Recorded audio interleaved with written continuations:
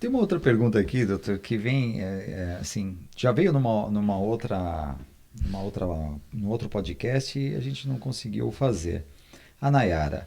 Doutor, sempre tive dúvida em relação à quebra de um flagrante, né? Se o indivíduo cometer um crime, ficar 48 horas e sair, ficar escondido e se apresentar depois, ele pode ser preso? Como funciona isso? A gente vê muito na TV. Ah, tá. Ela está perguntando aqui sobre as situações flagranciais, tá?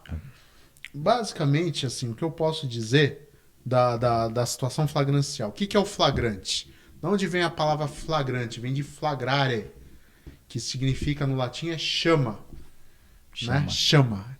Então a chama do crime ainda está acesa, né? A chama do crime ainda está lá, né? Então você vai dar o flagrante, né? Flagrante vem de fogo, né? E aonde se encontra o flagrante, ele tem que seguir o que está na lei para dar o flagrante. Aham. Porque se o delegado de polícia autuar alguém em flagrante fora do estado flagrancial, o juiz relaxa o flagrante. Esse é o termo técnico, relaxa o flagrante. E onde tá o estado flagrancial? Ele está no artigo 302 e seus incisos, inciso 1 a 4 do Código de Processo Penal e no artigo 303. Então vou explicar isso aí. O artigo 302, inciso 1, é no caso de tentativa, que ele está cometendo a infração penal. Então ele está cometendo a infração penal, ele foi pego cometendo a infração penal. Aham. Então chegou lá o indivíduo, apontou a arma para alguém e falou: "Oh, passa aqui". Nesse momento que ele está: "Oh, passa aqui", chega uma viatura da polícia militar e o aborda. Ele está em situação flagrancial? Está em situação flagrancial. Em qual? O delegado vai lavrar o auto de prisão em flagrante. Ah lá, vocês que querem entrar para a instituição aqui como delegados. Em qual? Artigo 302, inciso 1 do Código de Processo Penal. Então é a situação flagrancial. Acaba de cometer o crime. Então ele pegou e falou: "Passa aqui. Passa tuas coisas aqui. Isso aqui é um assalto, vagabundo". Perdeu, né? Eles gostam. Perdeu, né? E aí ele pega, subtrai ali o celular do rapaz. E aí, nesse momento que ele pegou, subtraiu, ele foi abordado pela polícia militar. Então, ele acabou de cometer o crime. Inciso 2. Inciso 3. É capturado depois de perseguido. Voltando ao Aham. nosso exemplo. Aham. Voltamos lá. Passa aqui. Pegou. Aí ele saiu correndo. Aí chegou a polícia militar, mãozinha, né, que a gente brinca, deu a Aham. mãozinha, parou a viatura. Ô, o indivíduo acabou de correr ali, acabou de me assaltar. Os populares vão indicando: "Olha, ele foi pra lá". O indivíduo correndo foi pra lá e a polícia militar chega e pega ele.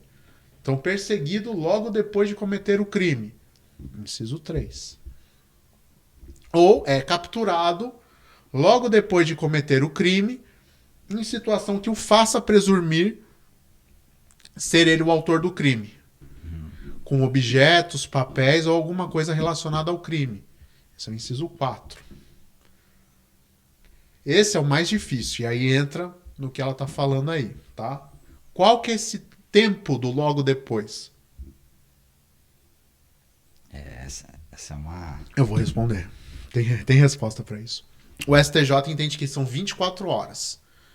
Então, 24 horas depois de que ele cometeu o crime, se ele for pego com objetos ou qualquer circunstância que o faça presumir ser ele o autor da infração, ele está ainda em estado flagrancial. Há quem estenda isso um pouco mais, um pouco menos. Ela falou em 48 horas. 48 Eu já vi horas. decisões no sentido de 48 horas, né? Eu vou contar um caso aqui que uma vez eu peguei, que foi o indivíduo, acho que deu 18 horas. Ele foi assaltar um posto de gasolina e aí ele estava com alguns materiais e tudo mais. Ele estacionou o carro que estava lá nas imagens na casa do avô. E aí deu parte ali do carro, e aí ele foi encontrado 18 horas depois do assalto ao posto de gasolina, com o carro na casa do avô, tá? E dentro do carro tinha algumas coisas que ele acabou, acho que o celular do frentista, e também foi achado o simulacro que ele usou e tudo. 18 horas é flagrante. Flagrante. Tá dentro das 24 Tá, horas. daí o juiz não relaxou, flagrante. Justifiquei e tal, flagrante. E passou de 48 horas. Então, aí é caso a caso, tá? Uhum. Mas o STJ, ele entende pacificamente em 24 horas, dentro dessa hipótese que a gente chama de flagrante presumido, tá? Porque é uma presunção, menos de 24 horas estaria dentro. E a última circunstância é o 303, que é os crimes permanentes. Então, quando o verbo daquele crime permite que haja uma protração, olha só, ou seja, a consumação do crime, ela se protrai no tempo. Exemplo mais comum, conduzir, o verbo conduzir. Trazer consigo na droga. Trazer consigo. Enquanto ele está trazendo consigo, tem o flagrante. Enquanto ele está conduzindo o veículo automotor que sabe ser produto de crime, tem o flagrante. Extorsão mediante sequestro, né? Que é o sequestrar alguém para pedir resgate, manter em cativeiro. Enquanto a vítima está em cativeiro, tem o flagrante. Porque o flagrante é permanente. Aquilo dilata no tempo, tá bom? E aí, para os crimes permanentes, a gente usa o 303. Então, 302.1 na tentativa, 302.2 no caso de já consumou, 302.3 no caso da perseguição, 302.4 até 24 horas, segundo a STJ, no presumido, e o 303 nos crimes permanentes. Essas são as hipóteses da situação flagrancial, aí respondendo de forma técnica a pergunta da Nossa amiga Nayara. Nayara. Aí. Espero, Nayara, que tenha ficado bem claro, porque assim, é um processo que muitas vezes não dá para fugir, né, do técnico, né? A forma de falar, de se expressar, tá bem clara para mim. Quando passar um pouquinho mais técnico, a gente vai administrando, né? Mas eu dou exemplos, tal, para a pessoa entender, né? Uhum. Porque ali, o que eu vejo hoje, até uma crítica que eu faço a esses programas de televisão, esses programas policiais, o jornalista ele não tem essa formação. Então eu vejo roubo. Roubou. Mas às vezes ele tá falando de um furto. Roubou. Tô falando do estelionato. Roubou. Tô falando de um peculato. Então tudo é robô. Tudo é robô, né? Uhum. Tá roubando. Roubou, né? E a gente pega e olha aquilo e fala, poxa, mas sabe? E isso acaba difundindo na população. Porque uma das funções do delegado de polícia, assim como do juiz, é a educação em direitos. Nada mais difícil de se controlar, né, do que um cara que sabe os seus direitos. Um cara que tem noção dos seus direitos, né? Você comentou da imprensa, desculpa te cortar, doutor. Pode ser chamado de suspeito o indivíduo que foi pego em flagrante cometendo um roubo? Pode ser chamado, porque a imprensa fala, o suspeito é preso. Ele foi pego no ato no cometimento do crime, com arma, com vítima. Ele pode ser chamado de suspeito? Porque a imprensa usa esse termo, suspeito é preso pela polícia militar. Pô, mas foi pego ali no ato do crime. Né? A palavra suspeito é a ideal, é a mais correta para ser utilizada nesse no linguajar técnico, você está perguntando para mim? Isso. O suspeito, ele, de certa forma, ele é suspeito, porque a gente vai, no processo penal, ele vai graduando. Então você tem o suspeito, você tem o investigado, você tem o indiciado, você tem o réu, você tem o condenado em primeira instância, você tem o condenado em segunda instância e você tem o condenado em trânsito e julgado, que aí é o máximo. Aí ele não tem mais recurso, realmente ele foi condenado, aí ele é culpado. Aí sim você pode falar que ele é culpado, né?